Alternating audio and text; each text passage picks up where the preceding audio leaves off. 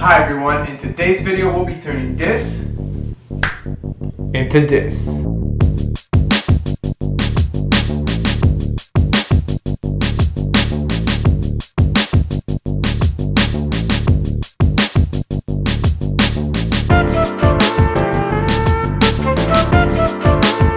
Right, so what is this space? Well, I have a TV set up here and a few video game consoles, and I'm able to play a few games here. At the same time, I used to have my computer set up here, so this used to be my desk where I got most of my editing done, and I have my microphone for audio recording.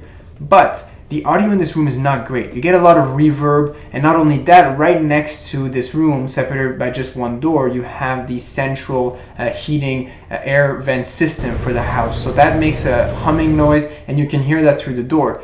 I'm gonna try to solve that problem and also make this room aesthetically pleasing. This room only possesses top lighting like any regular house. It's not great for recording, and this wall, since we moved the TV up, has never really been the same since, so it's not looking great. The goal is we're gonna repaint everything, take care of that audio problem, and we're gonna make sure that this looks as good as possible for the camera, because most of my videos are gonna take place here from now on. All right, without further ado, let's jump into it.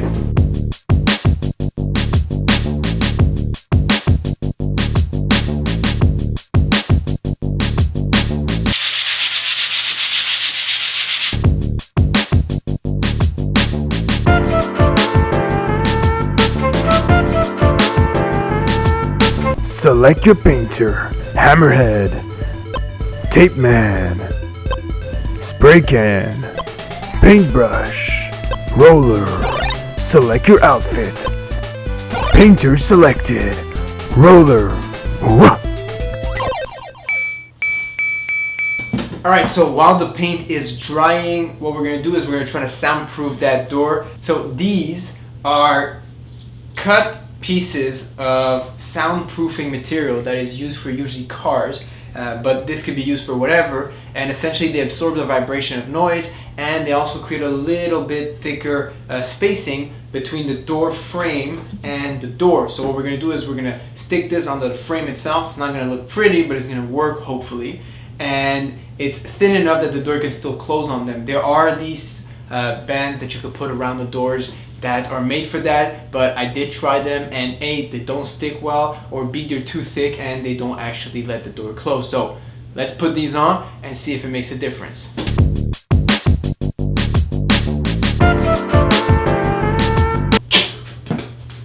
We about to put the second.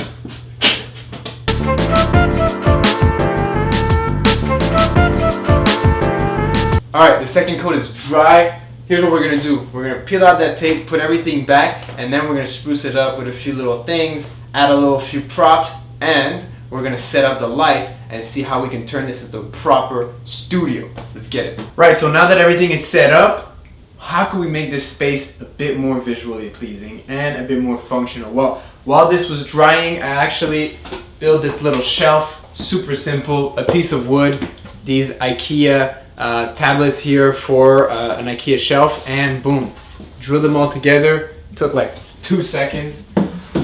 I got some props I'm gonna lay on here, so let's check it out. Boom, so right off the bat it looks more interesting, more visually pleasing. You got a few props going around. I got a wireless charger for my phone, and I got a few tools for when I need to get to work. Let's check out the lighting. How can we make this look better?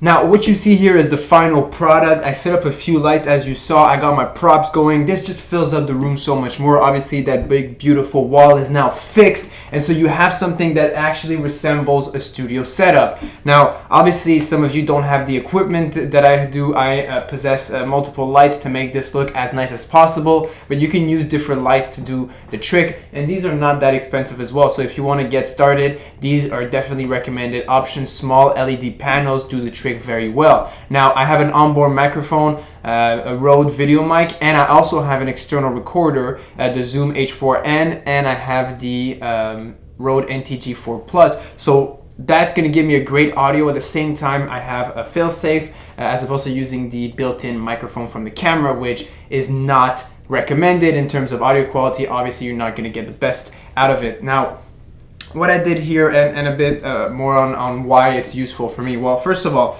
lighting. Set up one LED panel right in front of me. I set up another LED panel that bounces off the white ceiling. Now, I utilize the white ceiling because it's a perfect blank slate to bounce light off, and at the same time, it creates that nice ambient light. For example, if I turn it off, you can see it just fills in all that space. So this is more a dramatic look, but if I want to fill up all of that extra space, boom, and that just gives it a nice little room tone. Now, I have this one here in the background. It doesn't do much in terms of actual lighting, but what it does do is it just adds a little bit of light inside the shot. So this is what we call an ambient light, or something that's inside the shot. It just creates a bit of depth, and it gives me a little bit of light here around the back of my head. I also installed a light right up here over the TV, and that fills up that gap here that would be a dark corner if not. Next step is going to be putting some LED panels behind the TV itself, so a nice LED strip of light, and I can control that with my phone potentially, and that's going to get rid of that hard shadow that I don't like here. But for now, since I didn't order them yet, this is going to have to stay. Now, some of you might have seen this when I was setting up. I put up a door stopper behind the door, and why I did that is because this door leads to outside of the room, and if somebody by the off chance would open this door, it would knock my lighting and audio equipment down, and obviously we don't want that. So this is just a little fail safe just in case somebody decides to just slam that door open. Yeah, better safe than sorry. Well, there you have it. That's my new video space. Hope you like it, because most of my videos are going to be shot from here from now on. Thanks for watching. Subscribe if you haven't already. Give this video a big old thumbs up. Leave me a comment in the section below, and hey, I'll see you next time. Peace!